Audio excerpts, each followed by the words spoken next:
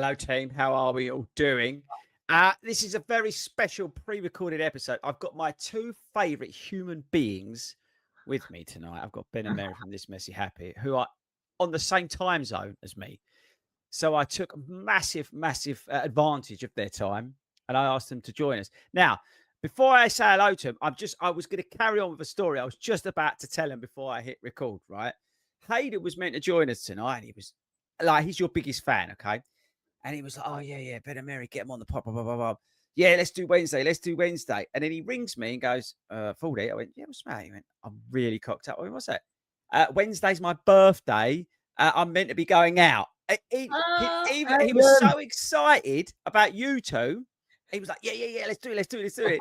Totally forgot his birthday. And it's his mum's 80th as well. So they're all going out for that.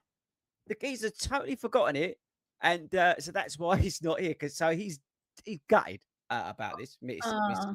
I'll be honest, I'm a little offended he's chosen us over his mum. He's chosen his mum over us, even. Yeah, it's unreal, isn't it? It's unreal. Priorities, Hayden, come on. Yeah, I know. So anyway, right. Firstly, shout out to our sponsor, Sketches. Thank you very much, Sketches, for sponsoring the pod.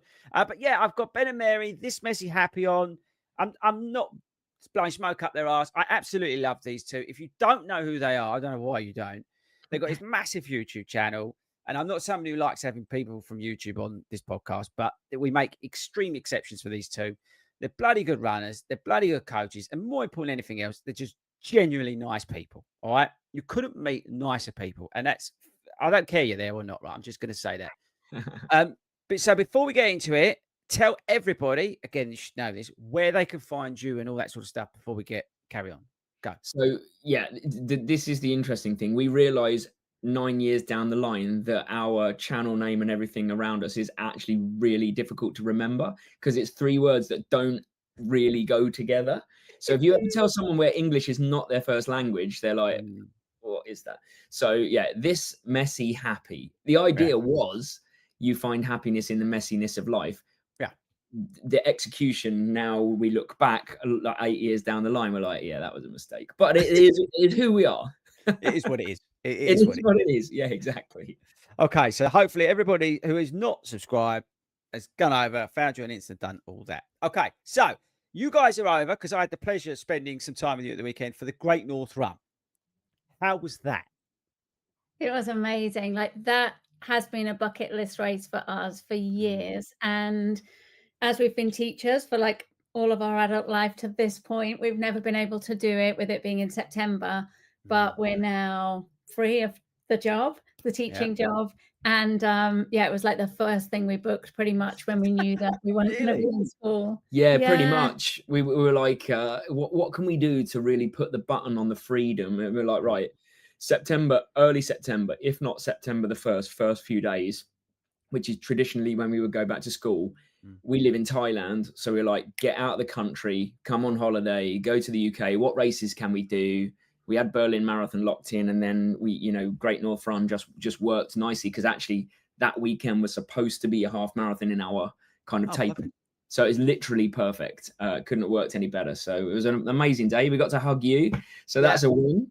And then it was just the vibes were. I realised I just put out a video of our video of the experience, and that's out, right? Yeah, and the amount of times I say vibes is actually embarrassing. Like, it's too many, way too many. But you feel it.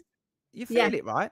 The support is unreal, and the whole way we were like, the vibes are amazing. We just kept. How many steel drums can you see? Yeah. Actually, I'm going to watch that after this. Thanks for telling me that's out. I've not been on that, so I'm going. That's me sorted after this. Brilliant. But yeah, it's like because it's hard to explain the Great North Run. We tried. I think it was the week before last. It's like, it's more of a community event. It's more like normal people taking on like a first big, and it was my first big race that I did. 7, 8, 10 years. I can't even remember now. The first one that I did, and the crowds, as you say, but that even the start with 60,000 people behind you down the dual carriageway, it's like nothing else. And like we always say, if you took the crowds away, took the people of Newcastle away, took everything else, it'd actually be quite a crap route. But Yeah, it would. Yeah. yeah, you put all of that in, all the Newcastle people, all the bands, all the people, the beer mile, everything chucked on the start. It's epic. Yeah, it It's is. weird, isn't it? It's like having now done it. I'm like, if you wanted to, if you wanted a soft entry into what it feels like doing a major marathon, it's that, isn't it? It's like how you're not going to get that type of atmosphere at very many half marathons around the world, if any. But that one definitely had like New York marathon vibe, New York City marathon vibe, and Chicago marathon vibe, didn't it? It had those vibes. And when you come down that hill, we always say it's like onto South Shields. You come down there and it's like you're running into a stadium full of your mates. Yeah. Because there's like, I don't know, 20, 30 deep, you can't even see. Yeah. And they're all on top of you, but they're all cheering you. And it's like somebody picks you up and takes you that mile down South Shields, isn't it? It's it was amazing. We were beaming that whole way. Like, that was unreal. It's actually a bit embarrassing because Mary, I mean, obviously we had our names on our vests, but because Mary was running as close to the crowds as possible, it was just the Mary show. Like, no one else was getting a look in. Everyone was like, go on, Mary. Brilliant. Like, not a single other runner in our where we were got a single look in. That's brilliant. I'm so glad you loved it. That makes me very happy because it is one South End Half I love because that's where I grew up and the charity side of things, but the Great North Run, but the whole weekend, really, it's like, as you say, it's like a major, you know, when the sort of city gets taken over by running, Newcastle gets a bit mental like it always does up there, but all of a sudden it then just becomes running and it's great. And everybody's like, oh yeah, you know, the bus drivers and I don't know, there's something kind of cool about it, isn't it? Yeah, there was a proper buzz, and you yourself, like, you've got an amazing community. Like, we were blown away. Like, we came up to see to do the shakeout run with you and see everyone, like Hayden and Sabrina and all that, and it was like the community you've built, even just in that moment that we saw it, was just such a good atmosphere, like full of energetic people, positive, and like so people just loving what they're doing. Credit to you, because that was awesome to be a part of. Yeah, it's I've got I tell you, it's just amazing. Hazen just sent me a reel actually that he's putting out, and it was one thanking our volunteers. I don't know of any other shakeout run. It's not to blow smoke up our ass to say we're the best, but any other shakeout run or sort of that sort of thing would go to the extent that we do, where you put people or we have people, within the community who are happy to go, you know what? I'm happy to stand by a traffic light and shout at all my friends, tell them not to cross for 2 hours or whatever it was. It's unbelievable. Like, I don't know. We're so lucky that we get these people who are prepared to do that. And I think they were amazing. The volunteers. Yeah. Honestly, they're just, it's incredible. We're very lucky. Right. I want to stop because I've had the pleasure of having Ben on the podcast before. You know where this is going, Mary. Now, Mary, I don't know whether you know this or not, and I hope you do, Ben. I hope she knows this. But you, and I got this firsthand at the weekend, you inspire a lot of women in our community. And I'm not just saying in our community, but I think running community in general. I don't know whether you're aware of this. Ben, is she aware of this? Being Mary, probably not, or probably wouldn't want to recognize it. Okay. I would say. She's now feeling extremely uncomfortable. Going red. I'm so sorry. It's getting warm in here. Yeah, genuinely, seriously, the feedback I got when I said that you were coming, they almost lost their minds. So I want to know from you, right? You are incredibly successful in your running, and obviously the content creation, we'll come on to that. But in terms of a runner, you inspire so many women out there. What's the secret sauce? Like, what can you share that has made you, I think, just so prolific in your running and so successful, you know, achieving what, and it's your goals that you're achieving, not like rating again, but what you've done is unbelievable. Wow, thank you. It's true. I did not expect that, but thank you. That was really nice. Do you know what? I think it's the same. It's just consistency. Like, I think I've just chipped away and kept going. And it's quite weird looking back, because even this morning we were chatting about how I used to hate going running with Ben, because I was like, because it's Ben, under such duress, like trying to keep up with him, being stressed that I was running too slow and holding him back. And I've kind of like forgotten that I was at that stage. So I think, like, yeah, being consistent over time, like we always say, and then like pushing myself to run with people that are faster than me as well. Yeah. Like we had a good group where we were living in Bangkok that I would do track sessions with. And I think just turning up and working hard. Can I add something to that I think is Mary's like secret weapon, if you like, is like, she's a master at getting it done, because you know we all, like, everyone has busy lives, and like Mary was a head teacher, and like, you know, so she would go into school at 7 and she wouldn't finish work till 6 or 7, and it's like I know where I would be, and a lot of runners would be in that. They're like, oh, I'm really comfortable now, like, oh, I'm tired or whatever, and it's like it was never a question. Like, if Mary got in at 7 and she was tired and she hadn't eaten and she'd had a full day, she wouldn't even sit down. She just like bang, like no thought process. She'd just go upstairs, get changed, and go. And I think that's quite a skill that you worked on over time. It didn't come. It's not a natural thing that always is there, but you found ways of making it happen, didn't you? I think. Yeah, I think like starting small. Like, you know, my first race I entered was a 10K, which terrified me. Back in 2018 when I was turning 40 that year. So that was my big challenge. And, you know, so I didn't like rush. I did a marathon a few years later. And I think it was just that gradual build, but just sticking in. And you're a bit of a weapon of mass destruction on the track as well. She's ridiculous now. I know. It's like it's embarrassing. It's embarrassing for me, because I'm like, I used to finish my reps and I used to finish my session, and I'd have a good couple of more, Mary'd have a couple of more reps, and I'd get to rest and stuff like that. And now it's like I'm finishing my session, she's coming in a few seconds after me, and I'm like, so how is this happening? Like, you're suddenly running. Yeah, I mean, not suddenly, obviously it's a long process, but you're running so fast now. And what's your favorite track session, Mary? 800 meter repeats. I mean, so how many times you do that? How many times? So for anyone listening. So in the depths of marathon training, which I'm just coming out of now, I'm in the taper, it would be 10 800s after like 3K warm up, 2K at marathon pace, take a little rest, and then 10 by 800. 2 minutes recovery in Thailand, because it's you need a long recovery in Thailand. There's no recovering from them reps. And I'm lying down on the track, just like recovering, and then a couple of kilometers cool down. So yeah, I was enjoying the track sessions around 15 kilometers in total. And I think it's those that have like really impacted my speed as well over time. Yeah, multiplier effect, isn't it, basically? Yeah, for sure. It's just every week, just keep banging on the door. When we were training for High Rocks, we were still doing those sessions, like just as a you know, less distance overall and stuff. Yeah, yeah, unbelievable. Right, we'll move it along, Mary. You can relax a little bit now. Sorry, it's true though. I'm just saying it's true. It's like Sabrina lost her mind.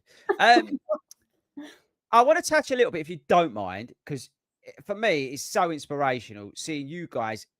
After we had the chat back in New York, when you told me what your plans were now, and to see it all come off where you've gone full time on YouTube, it's just, I can't tell you how happy it makes me.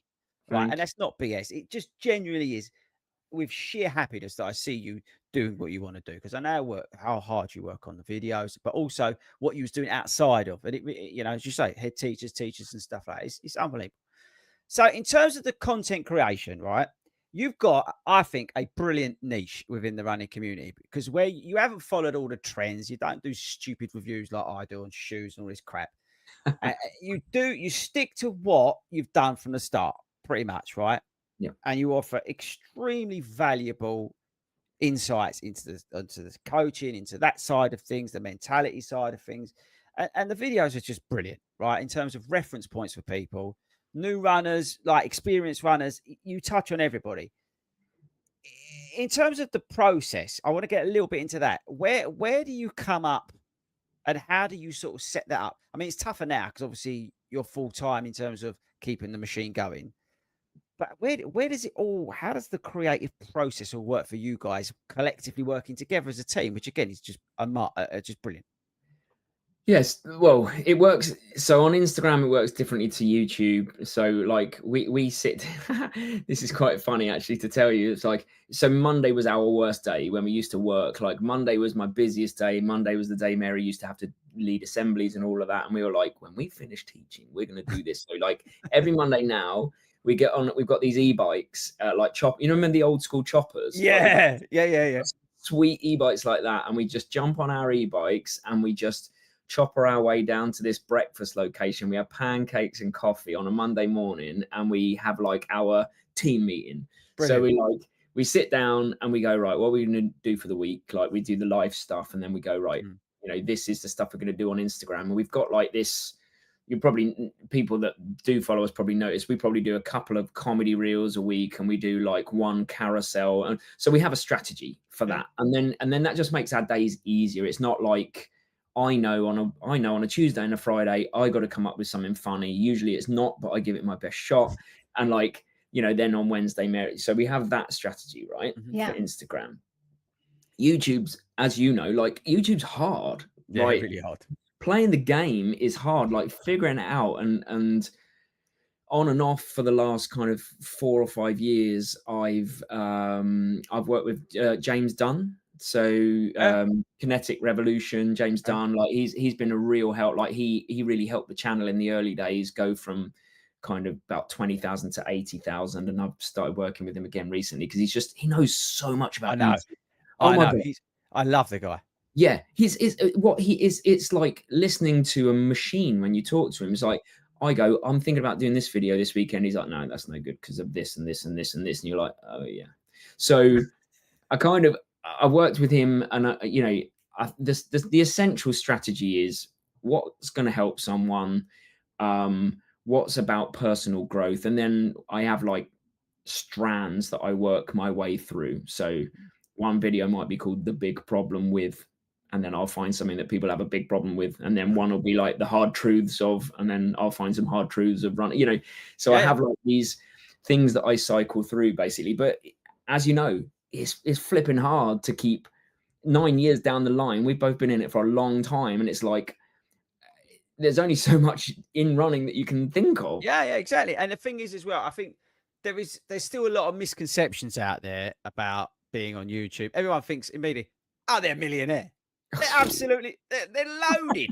Yeah, listen, they're loaded. They're getting all these freebies. They're going here, they're going there. It's not quite as simple as that, I'm afraid, right? It's a grind, right? And you've done that grind, and you're now seeing the fruits of that, which is fantastic. And it's interesting you say about James well, because I know another, I won't name it, it's not my business, but I know somebody else who's had a massive load of success. They've hired somebody and that's basically just gone. And it's sometimes you do need that. It can really help on that side of things, as you say, like someone to go, you know, I've had a brilliant idea. No, it's terrible. It's going to get no clicks. No one cares. And it's a stupid idea. And you need that sometimes because you can go down rabbit holes, right? You can go away. You lose sight of what your channel is like. In the really early days, it was very clear that what I thought people watching my channel, who I thought they were not that at all. And like we used all the data and the like all the stuff, the analytics that YouTube gives you, and then you're like, oh, I was way off. Yeah. I was not even close. So it's true though. It's cool. It's cool. I like it. Thanks for sharing that. That's interesting. Again, gives me lots of things to think about. Okay. Coaching. Because like me, coaches both of you, which is awesome. I love coaching, right? Yeah. I actually prefer coaching to doing YouTube. I prefer coaching to do most things, to be honest with you. I guess probably like you, I'm a bit old school. I remember the days where and I still do it on a weekly basis, coaching in person. I like my favorite thing to do, if you said to me, is actually to take a group to an athletics track. Because I'm athletics and running, right? So I went into the endurance side on the athletics side as well. But I love it. There's nothing better than I like than taking and working with an athlete on a track. It's great. I love it. But also, I think there's a lot of misconceptions about coaches and stuff. It's changed a little bit because of accessibility and costs come down. But I think there's still that fear of people thinking I'm fat, too slow, no good, but I can't have a coach and all that sort of stuff, right? I can't cope with all this. And I'm glad that people like you again are out there doing it the right way. There's obviously people out there doing it, let's say, the wrong way. There's a lot of younger people on Instagram who are coaching people, and you just think, How? yeah. Because I think, you know, experience helps. Like as I said, even coaching on a personal level, one-to-one is massive. You guys obviously experience teachers straight away. I think that's a huge help. I'm not somebody who's teaching Gratman, but my point is that you bring something extra into the mix. Mm. But in terms of coaching, right, where I mean, we've got all the apps and all that sort of stuff. And again, I think they're a good thing because I think it gives people a chance to have a little bit of structure and learn from that. But in terms of the coaching, what's your sort of favorite part of it? Is it the group stuff? Is it like working like into getting to, because I like the detail. I like getting into it with a client who's like maybe training for Berlin, and we're in that phase of we're chopping and changing stuff daily, you know. That's all, like, I just love it. Yeah.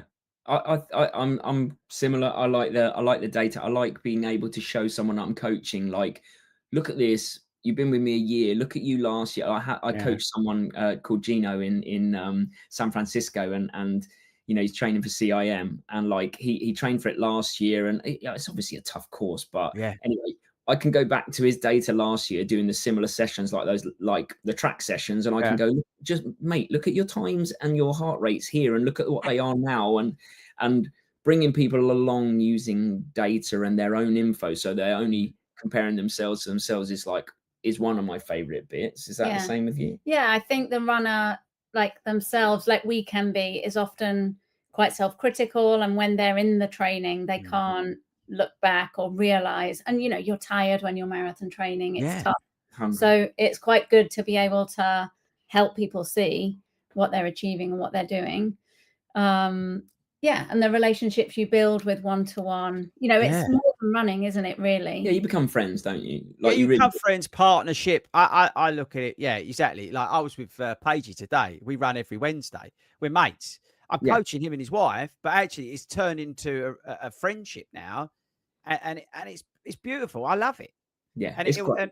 And then he'll run along and he'll say something like, "Oh, we're going to. Oh, that's a stupid idea." And then he'll go, "Oh, yeah, okay." And you know what I mean? But it's great. It's, as you say, it's even the friendships you get. Some of it still stay. You know, I find, I don't know you guys, but some of them, it's that professional thing. But well, we do this, we go through that, and whatever. But some people you just really connect with, don't you? Yeah, definitely. And you probably, like, we coach people all over the world, and it's just a fascinating thing to see, like, different people in different countries. Like, we've got different events, races, and like the group coaching has been amazing. A bit like your community, like it's a different scale, like smaller scale, but it's like we're seeing these relationships form amongst people and groups if they're all doing Sydney Marathon. And you know, we had a bunch of like 9 or 10 runners there, and they all got together, and it's like they were strangers before, and now they're like they've kept that little WhatsApp group going, and they've got a connection with each other, and have built some really good relationships. So that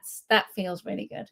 That's nice. That's really nice. You know that firsthand, like from the community you've built. That's probably one of the most special bits, isn't it? Is like you're building a community. Like you are coaching people, but ultimately you're creating this group of people that buy into what you do, and you buy into them being part of it. And that's the special source. That's powerful. Yeah, it is. It's extremely powerful. Yeah, and I think that's what sets what you do and like in our coaching apart from the apps, because yes, they're great, they provide structure and things to do, but we give them the human bit. And you can't, like, you can give as much AI and all this sort of stuff as you want, right? And whether it's right, it's wrong, whatever, it's no point even getting into it.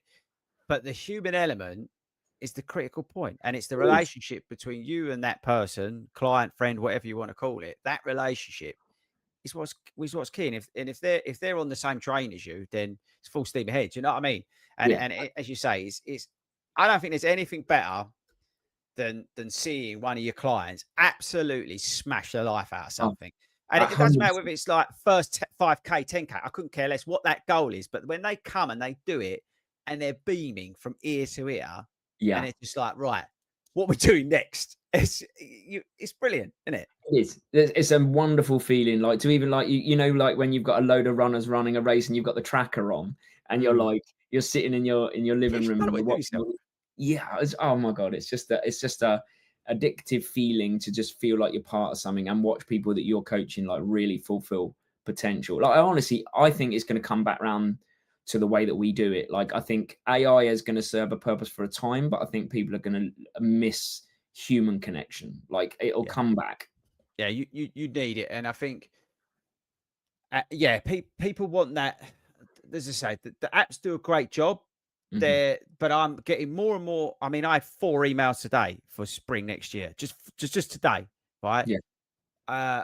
3 of them all mentioned a running app that they thought was not working for them because it was a bit aggressive and they couldn't do same something. thing. Yeah, Same. Yeah. and it's interesting how when you actually weigh it up price point wise, yes, there's a difference over the course of the training block. I get that, but actually, you're already making an investment. So why, that if you're getting that human touch, that experience coming in, that one-to-one, it's like anything. It's if you pay a fraction more, actually, you're gonna get even bigger results. Yeah. But I think there is a fear. I'll go back to what I started with. There is that fear. I'm too fat. I'm too slow. I'm too useless. Blah blah blah. I can't have. Why would I have a running coach?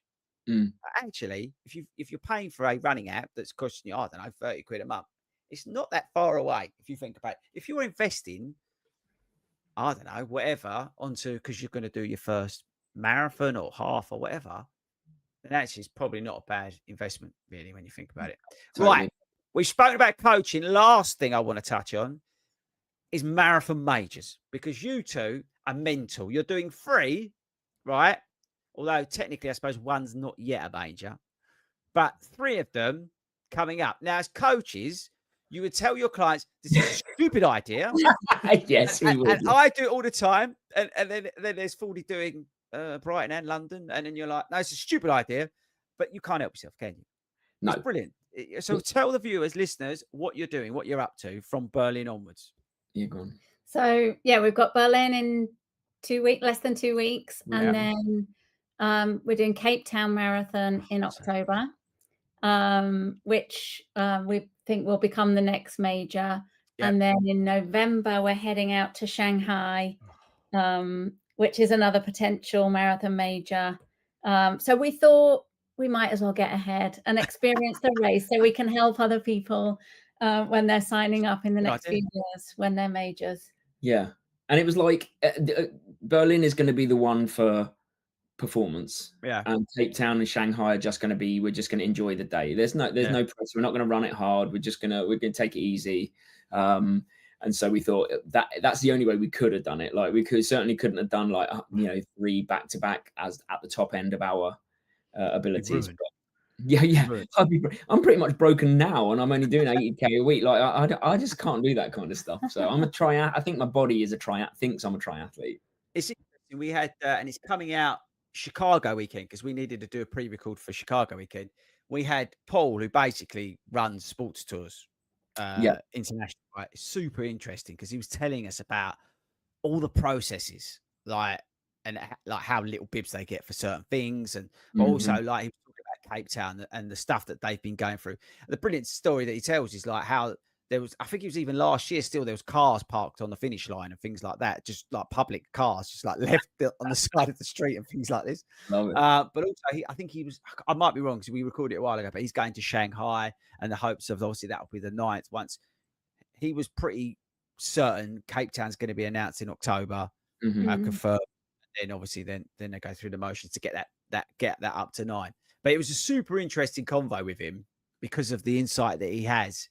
Yeah, I bet he has. Yeah, he's right on the inner circle, isn't he? I guess people that run those big companies it was really interesting. Going on. Really, but he was just out in Sydney. So have you done Sydney? No, next year. So it's next year's goal, is that? Hopefully. My goal next year is Tokyo, because that would be my 6th major. But it's flipping, as you know, it's very difficult to get in. I'm waiting. I'm 19th of September. Yeah, same. Yeah, we tried the other 2. We went through like the one Tokyo and the Abbott's majors when we've got enough kind of, but neither of those. So once we get past the 19th, if we find out it's a no, then I'm just going to be scrounging and begging out there on the Absolutely. My Ben, who I run with, he went and got a charity place. So I Yeah. don't know if you've seen that, but I think he's paid. Oh, he's going to kill me. I think I got it wrong. Either 1,500 or 2,000 for the charity or something like that. But it worked out cheaper than getting basically a tour company. It worked out cheaper. So much cheaper. Ben's going to blame me because Ben had me, Ben, not your Ben. suggested. Yeah, not your Ben. This Ben had found out about that and suggested it to me, but as we were like busy in term time, I'd kind of brushed it aside, and now I realize that was a huge mistake, and we could have got places. I've let it go. So it doesn't look angry. He's only mentioned it 3 times this week. Yeah. And you wait till the 19th. Oh. Don't want to do that. Go ahead. I thought somebody told me the ballot was on the 1st, and then I was waiting on the 1st, and then nothing happened. But that was the one Tokyo one. Yeah, there was a ballot if you'd signed up for the membership. Right. But okay. yeah, the next one soon. And We then should see. Then we'll be back to the UK. Oh yeah, we're doing London, so we'll be back to the UK. Are you doing London? Yeah, we're running for a charity that I ran with in 2019. So yeah, we're back. We're very. Oh, that's great news. Yeah. I'm doing London again. Oh, for awesome. charity. Yeah, I always run it every year for charity. Amazing. Pick a charity and then we go for it. We've got club places, but I always give them out to everyone because it's absolutely give everyone a chance to do it as best we can. But yeah, no, that's going to be good. So London, and then autumn. Anything in the plans? Maybe Chicago and New York. Like we're just like, if they're 3 weeks apart, we may as well. It's the other side of the world for us, Thailand. So big one, isn't it? we were just like, why don't we just? My best mate lives in Florida, so we were like, why don't we just fly to Chicago, do that, go to Florida and stay with him, so we're not paying accommodation. He doesn't know this yet, and then fly back up for New York and then go home. So that's as a possibility anyway. It's like it's in the thinking, and that's the benefits of now reaping the rewards from all your hard work, you two. We're just free. Yeah, it's just freedom, isn't it? It's freedom. Yeah, can do obviously finances just come into it, but you can at least plan to do these things whenever you want instead of be in term time. So good. It makes me so happy to see what you're doing. Honestly, I can't help it. It just makes me smile. What are your plans? Like London aside, what's the thing? So got Chicago. I'm into Tokyo. The only reason I went into Tokyo is because Ben's going. Yeah. And I hate flying with a passion. Like I get plane anxiety, I get panic disorder, all that sort of stuff. It all comes out on the plane. It's brilliant. So I just take about 100 diazepam and hope for the best. But it actually was a podcast. Hayden's wife, I don't think it's necessary to the degree, but she basically she was struggling on the flight to Tokyo. And he turned around and said, she's just done a night nurse and she knocked out for 11 hours. And it was like a light bulb moment for me. I thought, actually, I'll make you laugh, but I've been to Tokyo. I've been to Shanghai. I've been all over the world. When I was working properly in the city, I've flown all over the world. But I've got this thing, and it doesn't matter. But anyway, so go back to point. Tokyo, hopefully, but I'm in for Brighton. I'm in for London. But if I get Tokyo, I'll sack Brighton off. I'm just doing that because it's a training run for London. And then we hope to get Amsterdam. We want to go back to Amsterdam. Nice. Because that I would really recommend. That's just a party vibe, but it's a good one you can run hard. It's a flat, fast one. And then we're going to try, if we can, and blag ourselves into a New York trip with the gang. So we've got 80 people coming to Chicago. Whoa, what? And we've got 80 of us from the club coming out to do Chicago. And we would love to, like this year, we would love to take everybody and more to New York next year. I don't know whether it's possible. I've basically have to go to Paul and beg him because they only get so many places at sports tours that they can sell and things like that. So I'd love to be able to do that. But if we can't, actually, even last night, the boys were talking about Valencia. Yeah. Flat and fast, good weather. But it sells out really quick. So I need to know about New York because if we're going to do that, then I'll go for Amsterdam. But if I don't do New York, I may hold out and go for Valencia. The only thing I don't know about you guys, but I've coached a few clients for Valencia, and they all seem to run out of steam. Oh, really? Because it's at the end of the year, and it's a funny old one. And And I think that's more my fault as a coach not getting it right. But to understand that there's that sort of fatigue mentally towards the end of the year. I think for everybody who's like normal, who's like working, you know what it's Mhm. like at the end of the year Yeah. over Christmas, you tend to get a cold or you tend to get this, don't you? And Yeah. I think there's an element of that for a lot of like normal people who take on Valencia. Yeah, you got your elites and all that sort of stuff. So I think it's an extra challenge to try and peak for that at the end of the year Yeah. when everybody's sort of crushed Berlin and Chicago and New York and all these Yeah. half marathons. I think it's a tough one mentally to do. So Yeah. I I'm think not you've got sure. I'm not Yeah. sure. Although I'd like to do it because it is meant to be awesome, flat, fast, and all that kind of stuff. And obviously, Yeah. Valencia's a lovely place. But Well, yes. selfishly, I hope it's New York because then we'll get to see you in New York. Well, that's what this is the thing, right? We would New York for us is what we've said is like it would just be not you can't fun run the New York Marathon, but the whole weekend, the whole Yeah. vibe, the whole thing would all just be about let's just go and have the best time possible. Yeah. It's a little bit more accessible in terms of cost of flight. Yeah. There's a few more options in terms of hotels. They're not over the top versus like Chicago because it's quite nichey. Even though Mhm. Chicago's a big place, but they still, there's not many hotels. So I'm hoping that we could pull that off, and that would be epic if that we're all out in New York. Would just be I cannot Yeah. believe you're taking 80 to Chicago. That's amazing. Yeah. That's ridiculous. And New York's yeah, the place to go and have a party. Like, exactly. yeah. Yeah. I mean, Um, got to. What are you Mm. going to say? I was gonna just while you're here, while we've got you in our company, ask for any Berlin tips. Berlin tips. Right. Firstly, I'm just going to pre-warn you. There's not enough toilets. There's a famous story about a friend of mine, and close your ears, Mary, defecating in the woods. I remember. I watched the video. Yeah, this is not unusual behavior for our friends that are out there. So don't be alarmed if you see a lot of that in the woods. Okay, so just pre-warned. Take some extra tissue.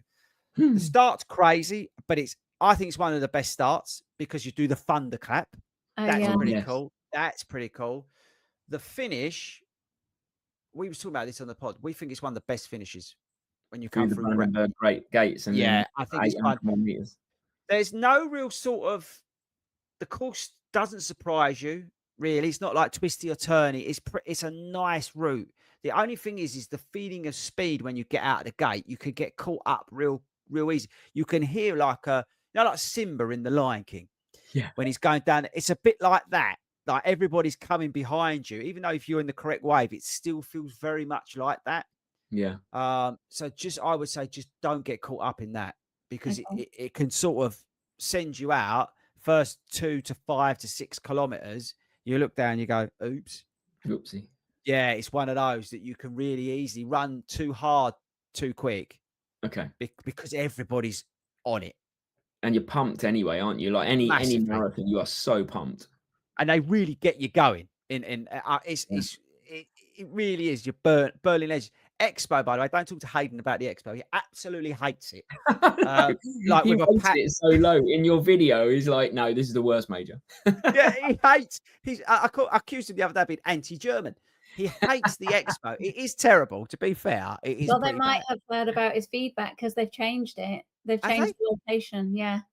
What? Yeah, It's not in the they- airfield anymore. No, Where is it then? I don't know. Great We question. need to find out. We should probably know that, but it's not in the You may airfield. want to check that. Oh, that's because we've always gone to this like massive airfield. It's kind Yeah. of cool, all the planes Yeah. and stuff, and it's like a huge hangar. But it takes an eternity to get from it. It's a total waste of time. So I'll be interested to know where they've moved that. Yeah, then. I can't Yeah, remember, but I know it's- they've changed it. Yeah. Yeah. It's not there anymore.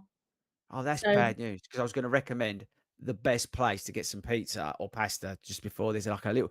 You'd think it's like the dirtiest place in the world, but actually the food is incredible. And Oh, we've really? always, every time we've done Berlin, I've done it twice. We've always gone there on the Expo day, bit of carb loading. So I can't really recommend it. So sorry about it. No, it won't be in the Oh, same don't place. forget the rollerblading. Have you heard about the rollerblading? So on the Saturday, they have like this world championship. I might be wrong, but rollerblading going down some of the Berlin Marathon course, and you've never seen anything like it. When you go to the expo, that's where they register as well. Oh, really? Oh, But you go down to the start, the finish, and they're going through there. It's unbelievable to watch it. Like like proper hardcore roller skating. Full Like, fast. because it's so flat and so fast. They're Yeah. just like bombing. So that's pretty cool to go and watch on the Saturday. Okay, we can cool. do that. That's good. Yeah, as you're walking Yeah. about and stuff like that. I'm so jealous. I do like Berlin. It's FOMO. We were talking about going back there. Yeah. Even I'm though we said we getting ain't going to do it, we're all. I know. Every race, I know I'm going to have massive FOMO while you're in Chicago because I loved it last year anyway. But like, Yeah.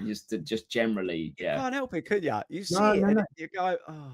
I wish I We was. all want to be Kofuzi, don't we? Let's be honest. I Like, know. he's at everything. I know. That would just be amazing, wouldn't it? Wouldn't Just rock up. Oh yeah, I'm gonna go to Boston. I might not run it. I might not. Whatever. Yeah. But He's you know, just just That's go the there. dream.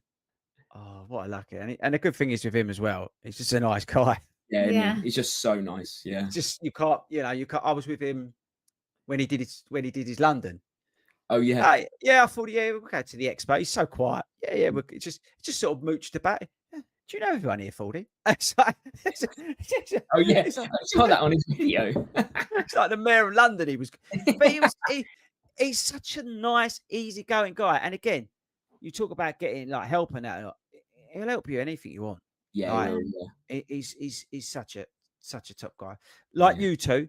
But that's enough of your time. That's 42 minutes. I told you only half hour, so you two. I'm sorry. It was our fault. We were asking questions of you. I'm going to tell you off. You're going to get, well, you can't tell you off anymore because you're not teachers, so you can't get lined or anything like held behind for detention. Where is it? Get rid of that. So that's it. I can't thank you enough. Firstly, for coming to our little shindig in the Great North Run. Secondly, for coming on here and getting you on UK time. That massively helped. Taking advice. Hayden is just a massive letdown.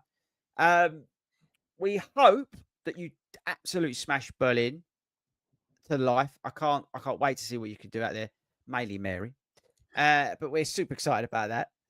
And you're just gonna have the best end of year out of anybody, I think. It's just going to create major FOMO seeing you in Cape Town and Shanghai. It's just, I might have to block you or something because I don't want to watch it. Yeah. But I am now going to go and watch your Great North Run video because I didn't know that was out. Plugs again. Anybody who hasn't seen you, heard you, where can they find you? Just this messy happy. Pretty much 3 words. We're over everything as that basically. Yeah, so, YouTube, Instagram, Facebook. The usual places. Yeah. Okay, brilliant. Thanks, guys. I'm going to play the outro. Don't shoot off. I know you've got to go get your dinner or whatever, but don't shoot off just yet. I'm going to play the outro. That's it. End the chat. Oh, thanks very much, Sketches. I keep forgetting. Thanks very much to them. Cheers, guys. I'll see you later. Thanks for having us on. Thank you.